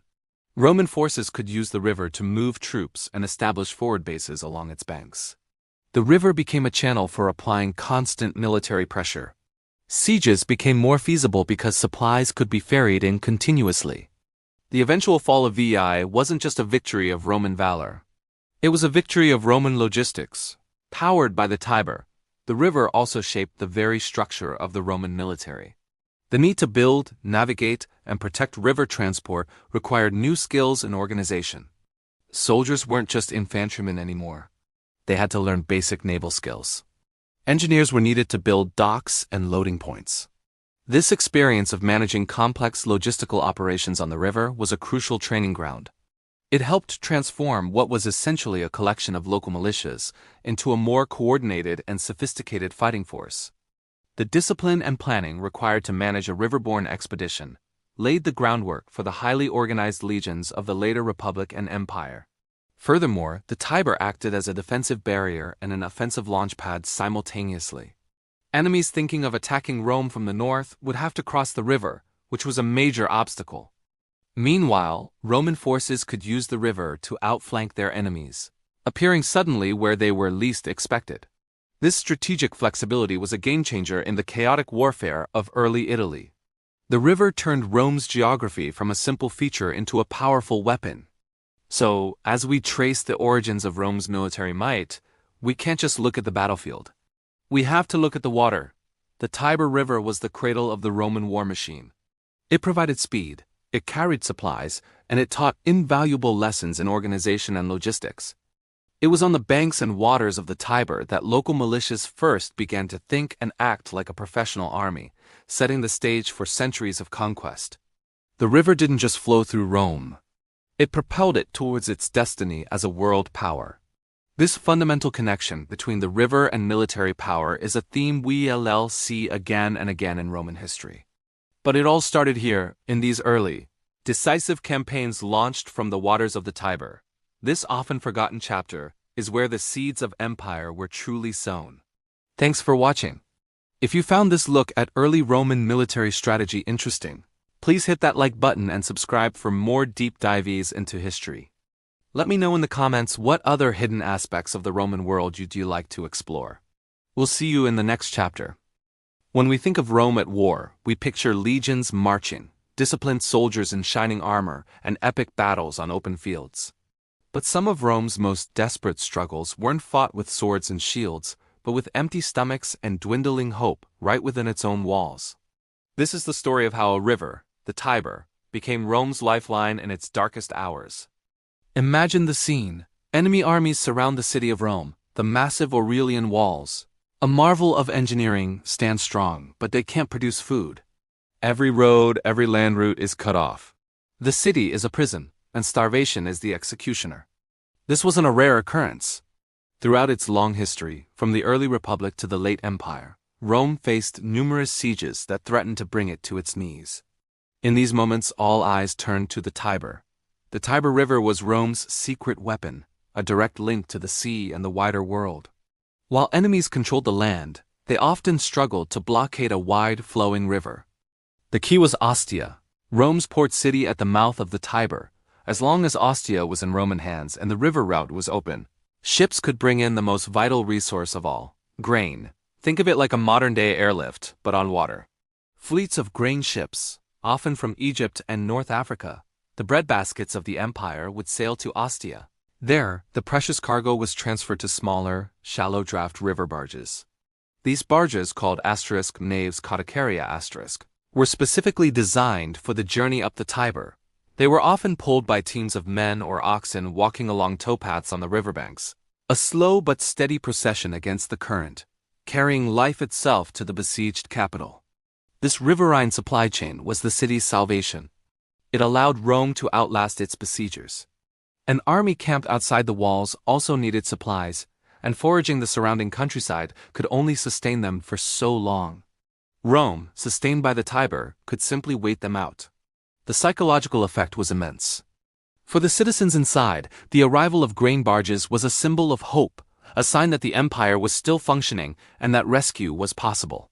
For the enemy outside, seeing these boats continually resupply the city must have been incredibly demoralizing. One of the most famous examples of the Tiber's importance came during the Vandal siege of 455 AD. The Vandals under King Gaiseric captured the port of Ostia, effectively cutting Rome's lifeline. The result was immediate panic and chaos within the city. Without the grain shipments, starvation was imminent. The situation became so desperate that the Romans, in their terror, murdered the Emperor Petronius Maximus as he tried to flee. When the Vandals finally entered the city, they found a population already weakened and demoralized by hunger. The subsequent sack of Rome was one of the most brutal in its history, a stark lesson in what happened when the Tiber artery was severed. But there are also stories of triumph. During the Gothic Wars in the 6th century, the Byzantine general Belisarius defended Rome against a massive Gothic army. The Goths made a concerted effort to control the Tiber, even attempting to build a bridge of boats to block passage. Belisarius and his men fought fiercely to keep the river open. They used fortified mills on the river to grind the incoming grain, and they organized naval patrols to protect the barges. For over a year the siege raged on, and it was Rome's ability to maintain, even partially, its supply line via the river that allowed the defenders to hold out against overwhelming odds.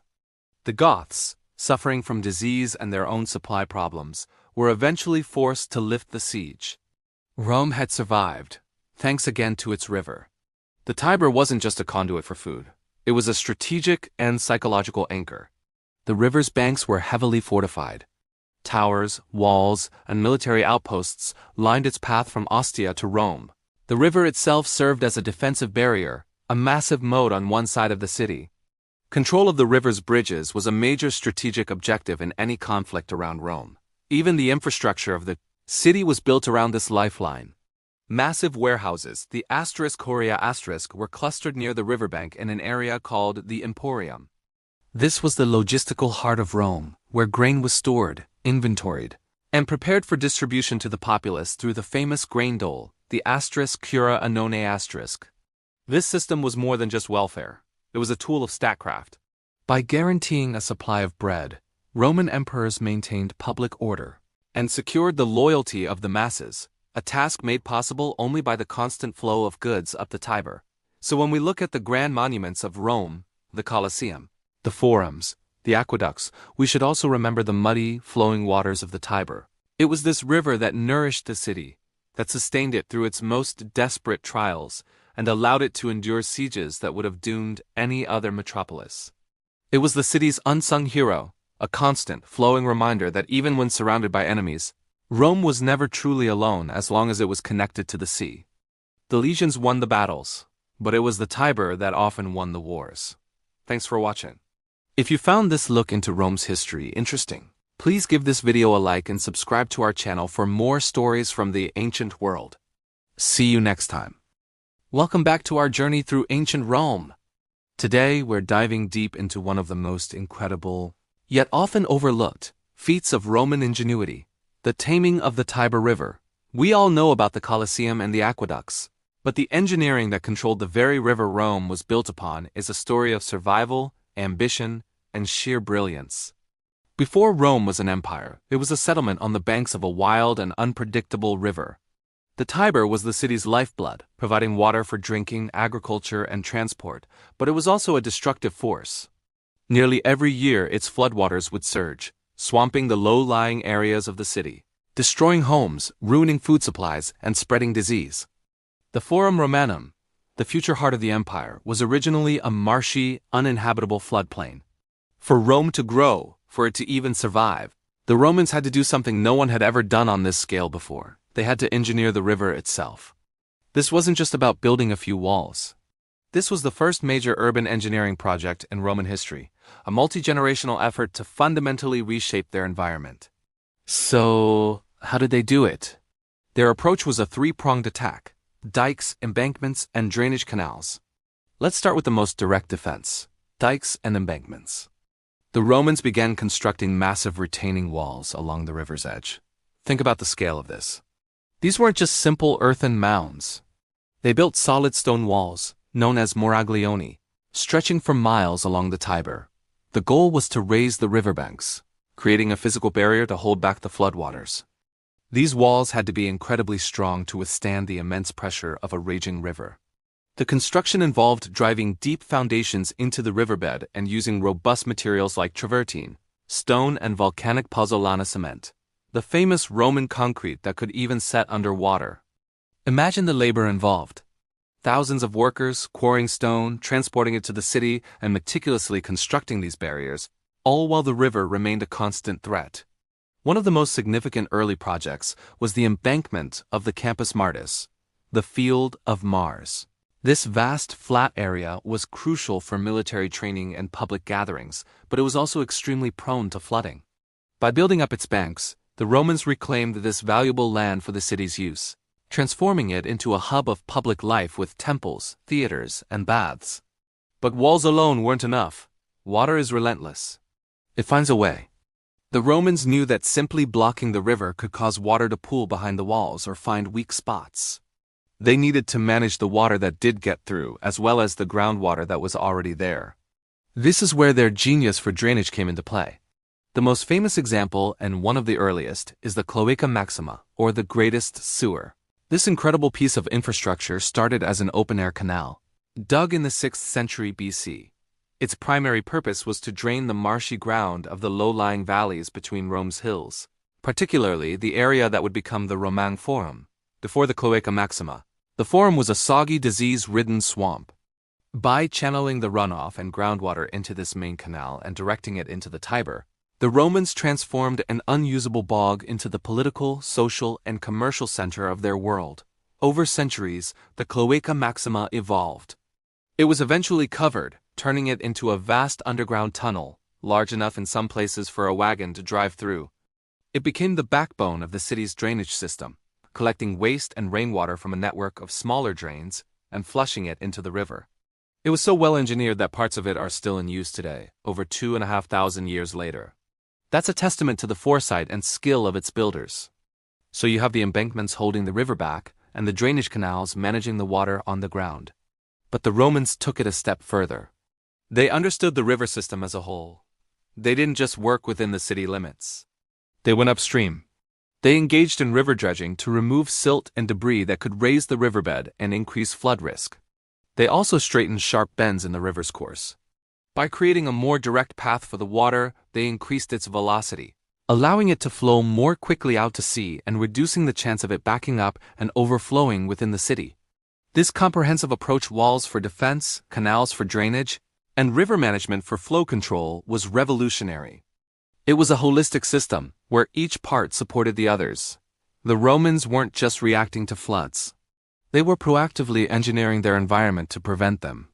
They recognized that to build a great city, they first had to create a stable foundation, and that meant controlling the very ground beneath their feet. The taming of the Tiber was more than just a construction project. It was a statement of intent. It demonstrated the Roman belief that through reason, planning, and relentless hard work, humanity could overcome the challenges of nature. It set a precedent for the massive infrastructure projects that would come to define the Roman Empire, from roads and bridges to the legendary aqueducts. Every time a Roman walked through a dry and bustling forum, they were walking on land reclaimed from the water, a daily reminder of their city's power to shape its own destiny. The story of the Tiber is the story of Rome as birth, a triumph of engineering that made the impossible possible. Thanks so much for watching. If you found this dive into Roman engineering as fascinating as I do, make sure to like this video and subscribe to the channel for more. Let me know in the comments what other Roman marvels you'd like to explore next. See you in the next one. Hello, and welcome back to our journey through the ancient world. Today, let's step into a realm where water wasn't just a resource, but a direct line to the divine. We're exploring the sacred rituals and profound reverence the ancient Romans held for their rivers, springs, and streams.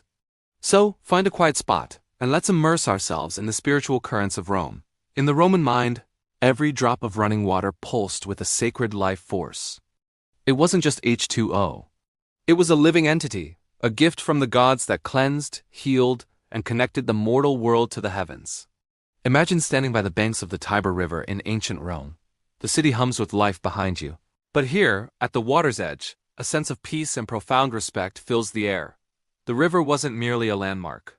It was Father Tiber, a powerful deity in his own right, whose moods could bring prosperity or devastation. This belief in the divinity of water was woven into the very fabric of daily life and religious practice. The most fundamental ritual associated with water was purification or lustratio. This wasn't about physical cleanliness but spiritual purity. Before entering a sacred space like a temple, a Roman would wash their hands and face with clean, running water. This act symbolically washed away worldly impurities, the spiritual dust and grime of daily life, preparing them to stand before the gods with a clean soul. It was a moment of transition, leaving the ordinary world behind to enter a space of holiness. Small shrines and altars, known as cella, often dotted the banks of rivers and the sources of springs. Here, Romans would come to pray, to seek guidance, or to give thanks. These weren't grand, imposing structures but intimate places of personal connection. You might see a farmer leaving a small offering of grain, hoping for the river to bless his fields. A mother might gently place a garland of flowers by a spring, praying for the health of her child. These simple, heartfelt gestures were a constant conversation between the people and the water spirits. The spirits themselves were known as nymphs, and a host of other local deities, each tied to a specific spring, river, or even a small brook. These weren't distant, abstract gods, but immediate, personal presences. The spirit of the spring in your village was a neighbor, a guardian you knew and respected. To pollute their waters was not just an environmental mistake. It was a grave religious offense, an act of disrespect that could bring misfortune. Romans understood that a healthy relationship with their water sources was essential for the well-being of the entire community. Offerings were a key part of this relationship. These weren't always grand sacrifices. More often, they were simple gifts from the heart. People would toss small coins, known as stipi, into sacred springs or pools as a token of their devotion. Archaeologists have found thousands of these coins in ancient Roman baths and sacred wells, each one representing a personal prayer, a hope, or a word of thanks whispered centuries ago. Fruits, and small terracotta figurines representing the worshipper or the body part they hoped to have healed were also common offerings. It was a way of giving a small piece of oneself back to the divine source of life. One of the most significant ceremonies was the Forticidia, held in April, where a pregnant cow was sacrificed. Its unborn calf was then burned, and the ashes were collected by the Vestal virgins. These ashes were later mixed with the blood of the October horse and beanstalks, creating a sacred mixture called suffamen. On the day of the Perilia, Rome's birthday festival, this mixture was scattered into bonfires. People would then leap through the smoke to be purified. While complex, this ritual highlights the central role of purification in Roman religion, combining elements from the earth and from living beings to create a powerful cleansing agent. Running water, in particular, was seen as having the greatest purifying power.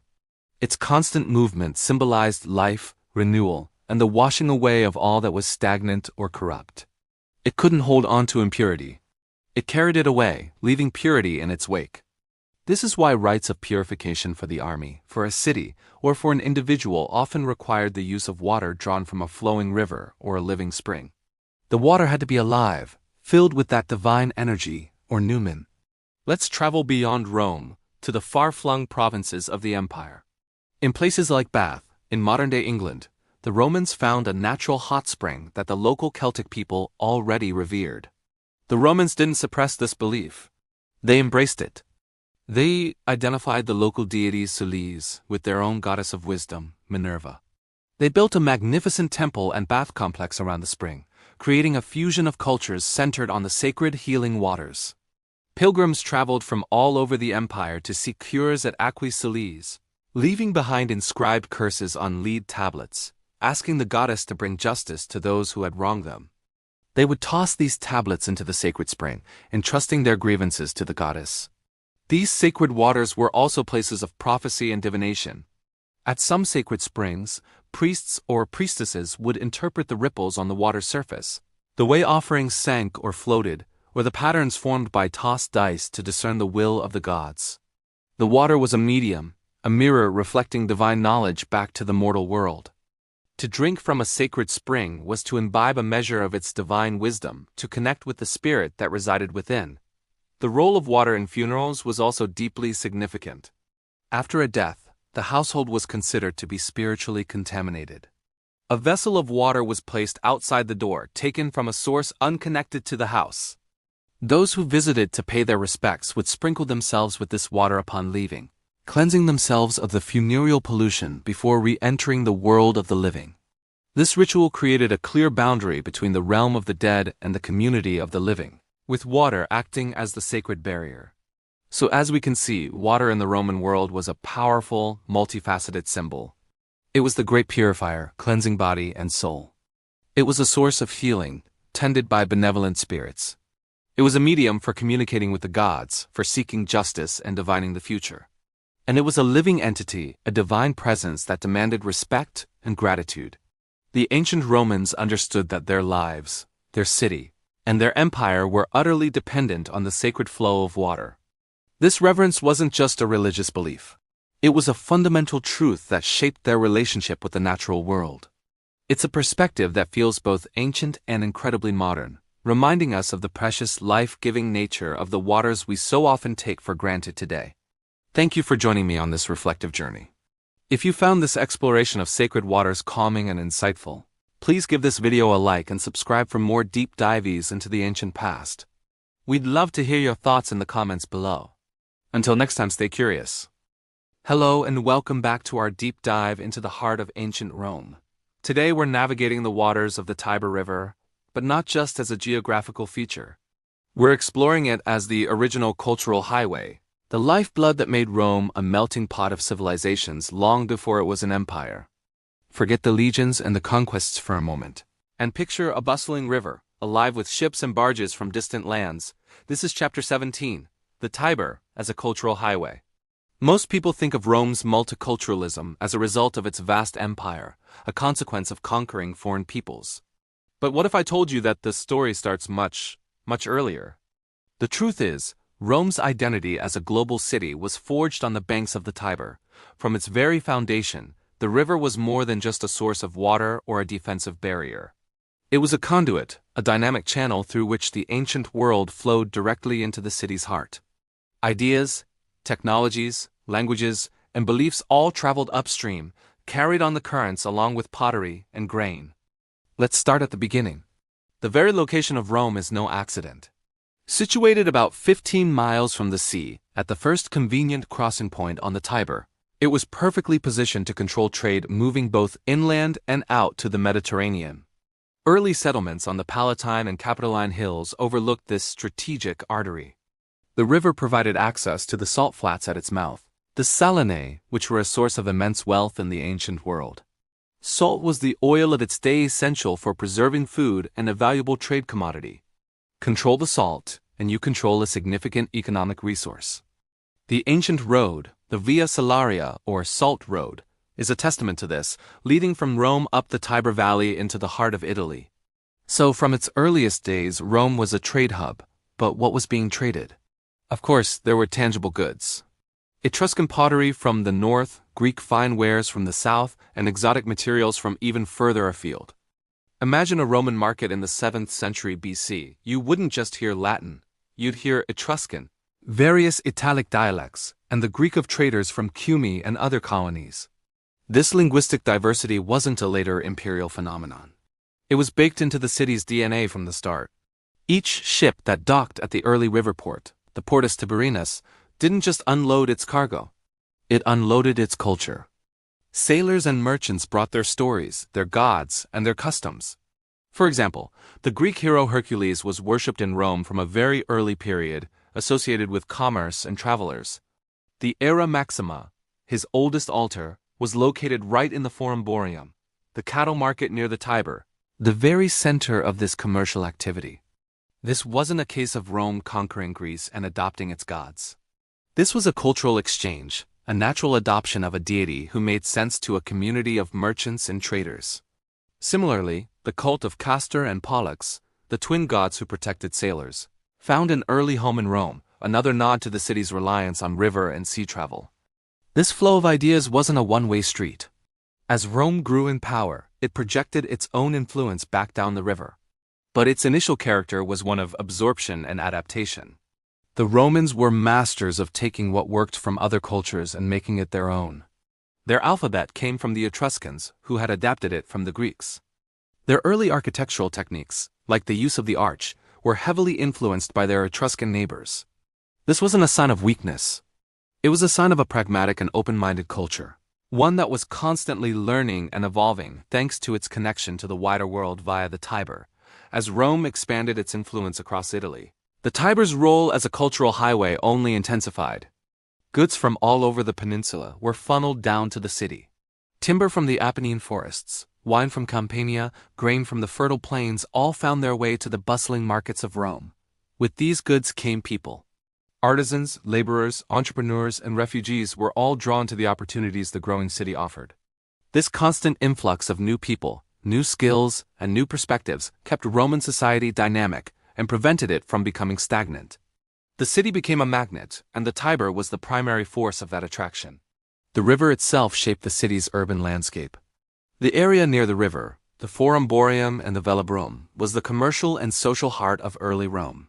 It was a messy, vibrant, and cosmopolitan district, crowded with warehouses, shops, and temples dedicated to foreign gods.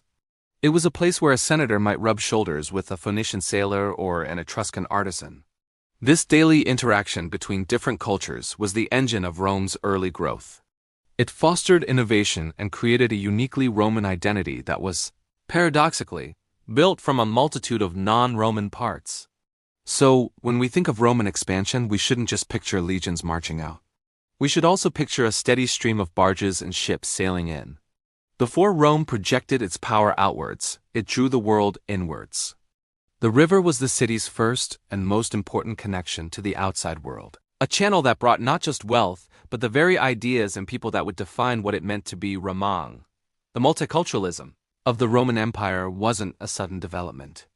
It was a slow, organic process that began centuries earlier on the muddy banks of the Tiber. The water that flowed through Rome carried with it the seeds of a global civilization. Thank you for joining me on this journey down the Tiber. It's a powerful reminder that history is often shaped by forces as natural and persistent as a river's current. If you found this perspective interesting, make sure to like, subscribe, and hit that notification bell so you don't miss our next chapter. We'd love to hear your thoughts in the comments below. Until next time, stay curious. Welcome back to our journey through ancient Rome.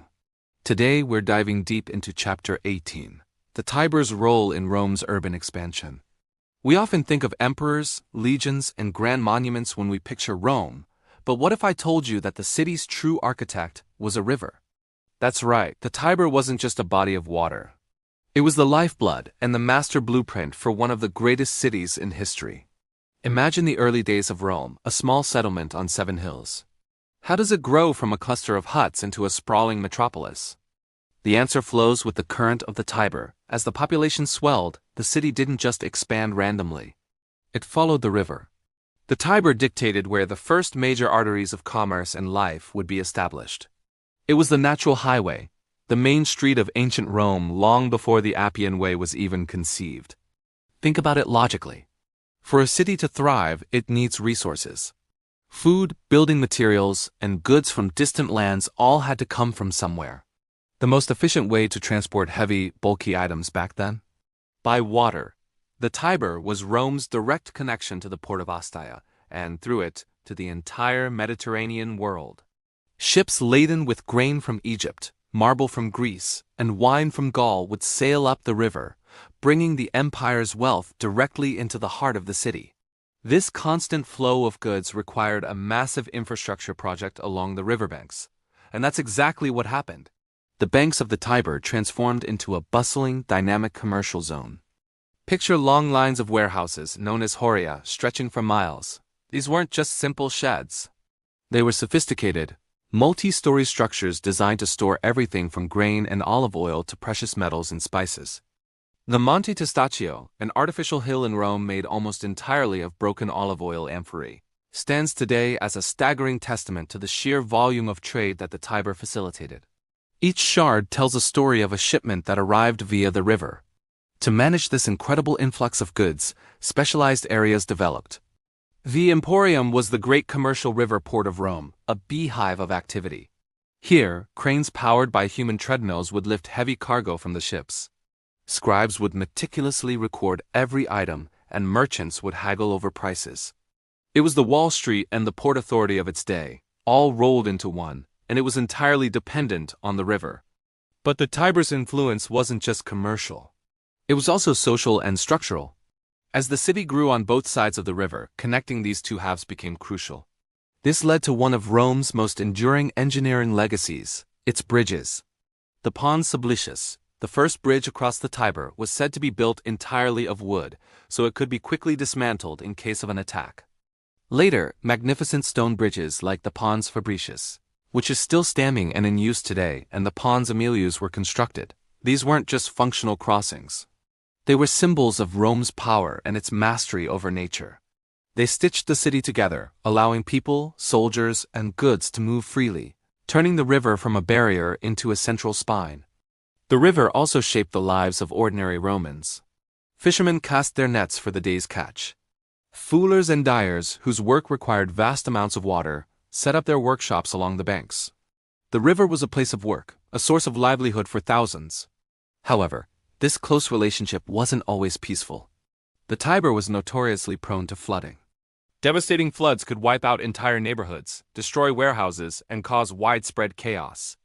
The Romans were in a constant battle with their river, building embankments and sewer systems like the famous Cloaca Maxima, which originally served to drain the marshy land around the Forum but eventually emptied into the Tiber. Their attempts to tame the river showed just how central it was to their existence. They couldn't live without it, but living with it presented constant challenges. This dynamic relationship meant that the Tiber was always at the forefront of Roman urban planning. As emperors sought to leave their mark on the city, they often did so along the river. They built magnificent mausoleums, like that of Augustus and Hadrian, with commanding views of the water. They constructed grand gardens and villas on its banks, seeking to capture its beauty and prestige. The river became a stage for imperial spectacle. Mock naval battles, or naumachia, were held in man-made basins fed by the Tiber, showcasing the empire's naval might to a captivated audience. So, as we trace the growth of Rome from its humble origins to the capital of a vast empire, we see the unmistakable signature of the Tiber everywhere. It wasn't just a geographical feature. It was the city's economic engine, its primary artery, its structural guide, and a source of both sustenance and peril. It shaped where people lived, where they worked, and how the city defended itself. The warehouses, the docks, the bridges, and the very layout of the streets all pay homage to the river's power. It was the silent partner in Rome's grand design, the invisible hand that guided its expansion, proving that sometimes the most powerful force in shaping a civilization is nature itself. Thank you so much for watching. If you found this look at the Tiber's role fascinating, please hit that like button and subscribe for more deep dives into the ancient world. Don't forget to ring the bell so you won't miss our next chapter. See you next time. Welcome back to our journey through the heart of the Roman Empire. Last time, we marveled at the grandeur of Rome's aqueducts and baths, symbols of its engineering prowess. But life in the Eternal City wasn't always a spectacle of marble and clean water.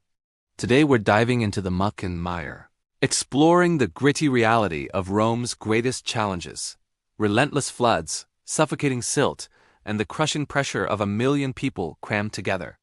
This is the story of how Rome fought a never-ending battle against nature and its own success, a battle that would profoundly shape the city for centuries. Imagine living in a city where the river that gives you life is also your greatest threat. That was the reality for Romans in the Tiber River. The Tiber was the city's commercial artery, bringing in food and goods from across the empire. But it was also notoriously unpredictable. Every year, winter rains and melting snow from the Apennine Mountains would swell the river, turning it into a raging torrent. The low-lying areas of Rome, including the bustling Forum Boarium, the city's cattle market, and even parts of the Campus Martis, were regularly swamped. These weren't just minor inconveniences. These floods were destructive, catastrophic events. Water would surge through streets, inundating homes, shops, and temples. People would lose everything they owned. Ancient writers like Livy and Pliny the Younger describe scenes of chaos, buildings collapsing, people scrambling for higher ground, and the grim aftermath of bodies and debris floating in the muddy water. The floods didn't just destroy property. They disrupted trade, caused food shortages, and spread disease. The standing water left behind became a breeding ground for mosquitoes, making malaria a constant threat. So why didn't the Romans just build their city on higher ground? Well, the 7 hills of Rome provided some protection, but the most valuable real estate for commerce and public life was right there, on the flatlands by the river. The proximity to the port was too vital to abandon. Instead of retreating, the Romans tried to tame the Tiber. Engineers like Agrippa, under the reign of Augustus, embarked on massive projects. They dredged the riverbed, reinforced the banks with stone embankments, and tried to widen the channel. Emperor Trajan even constructed a massive hexagonal port at Ostia, a bit further from the city, to better manage shipping and reduce reliance on the flood-prone river docks. But despite these incredible efforts, the Tiber could never be fully controlled. The floods were a constant reminder that even for the mighty Romans, nature ultimately held the upper hand. As if the water wasn't enough of a problem, there was also the silt. The same floods that inundated the city also carried and deposited enormous quantities of mud, sand, and sediment. When the floodwaters receded, they left behind a thick, sticky layer of silt that covered everything. Streets, public squares, and the ground floors of buildings would be buried. This constant deposition of sediment literally raised the ground level of the city over centuries. If you visit Rome today, you'll notice that many ancient ruins, like the Roman Forum, are several meters below the modern street level. That's not just because the modern city was built on top. It's also because the ancient city itself was slowly being buried by the Tiber's silt. This created a monumental maintenance task. The Romans had to constantly dig out. Imagine armies of laborers, likely slaves and public workers, tasked with clearing tons of mud from the Forum after every major flood, just to keep the heart of the empire functioning. This also had a huge impact on the city's infrastructure, particularly its famous sewer system, the Cloaca Maxima. The Great Drain, designed to carry waste and runoff into the Tiber, was constantly at risk of being clogged by silt. Keeping it clear was a disgusting, dangerous, and never-ending job. Special teams of workers had to navigate the dark, foul-smelling tunnels to remove blockages. Failure to do so would mean the sewer system would back up, turning the streets into an open cesspool, a public health nightmare. The fight against silt was just as crucial as the fight against the floodwaters themselves. Now let's add another layer to this chaotic picture: people. Lots and lots of people. At its peak, Rome was home to an estimated 1 million inhabitants, a population density unheard of in the pre-industrial world. This immense crowding created a whole new set of challenges that compounded the problems of floods and sanitation. Most Romans didn't live in spacious villas. They were packed into multi-story apartment buildings called insulae. These were often poorly constructed, flammable, and incredibly cramped. Think about the logistics of sanitation for 1 million people without modern plumbing. While the wealthy had private latrines connected to the sewer system, the vast majority of people did not. They relied on public latrines or, more commonly, chamber pots. And what did they do with the contents of those pots? The law technically forbade dumping waste from windows, but it happened all the time. The satirist Juvenal famously wrote about the danger of walking the streets at night, not just from muggers, but from the contents of chamber pots being tossed from the upper floors of the insulae. The streets themselves were narrow, winding, and choked with people, animals, and carts. The noise, the smells, the sheer press of humanity must have been overwhelming. And when a flood hit, all of these problems were magnified. Crowded insulae in low-lying areas would be the first to flood, forcing thousands of people to flee with nowhere to go. The overflowing sewers would mix with the floodwaters, creating a toxic stew that flowed through the very places people lived. It was a recipe for disaster and disease. Epidemics could and did sweep through the densely packed city, aided by the unsanitary conditions. So how did Rome even survive? Through a combination of ingenious engineering, relentless administration, and sheer resilience. The Roman state understood that managing these challenges was essential for maintaining order and power. They created specialized offices and officials to oversee these tasks. The asterisk curators alva Tiberis asterisk, for instance, were magistrates in charge of managing the riverbanks and dredging the channel. The asterisk aediles asterisk were responsible for maintaining streets and public works, which included the colossal task of cleanup after floods. They developed an incredible water management system. While we praise the aqueducts for bringing fresh water in, they also played a crucial role in flushing the city out. The constant flow of water from the aqueducts was channeled through the sewers, helping to wash waste and some of the silt out into the Tiber. It was a brilliant, integrated system. The Romans didn't just build structures. They built systems of maintenance and governance to keep their city alive. They learned from every disaster, reinforcing embankments, raising building levels, and refining their administrative response. The struggle against floods, silt, and crowding fundamentally shaped the physical and social landscape of Rome. It dictated where people could live safely, how the city had to be built and rebuilt, and the kind of massive, centralized administration that was necessary to govern it. It shows us a different side of Roman greatness, not just the power to conquer, but the persistence to endure. It's a story of a city locked in a constant, gritty struggle for survival, a testament to the human ability to adapt and build a metropolis in the face of overwhelming natural and man-made challenges. Life in ancient Rome was a far cry from the pristine ruins we see today. It was a vibrant, chaotic, and often dirty reality, and understanding these struggles gives us a much deeper appreciation for its incredible legacy. Thanks so much for joining me on this deep dive into the grittier side of Roman life. If you found this fascinating, make sure to like this video and subscribe to the channel for more stories from the ancient world. Let me know in the comments which aspect of Rome's challenges you find most surprising. We'll see you in the next chapter.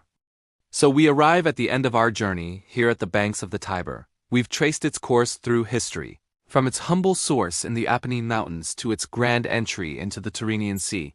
But more than just a waterway, the Tiber is the lifeblood of Rome, the silent witness to its incredible story. Imagine for a moment standing on one of these 7 hills over 2,500 years ago. The air is thick with the scent of wet earth and wild vegetation. Below, the Tiber flows, a murky, powerful artery carving through the landscape. This isn't a grand city yet. It's a collection of small, rustic villages, huts of wattle and daub clinging to the hillsides, home to shepherds and farmers. Life is hard, defined by the seasons and the ever-present need for security.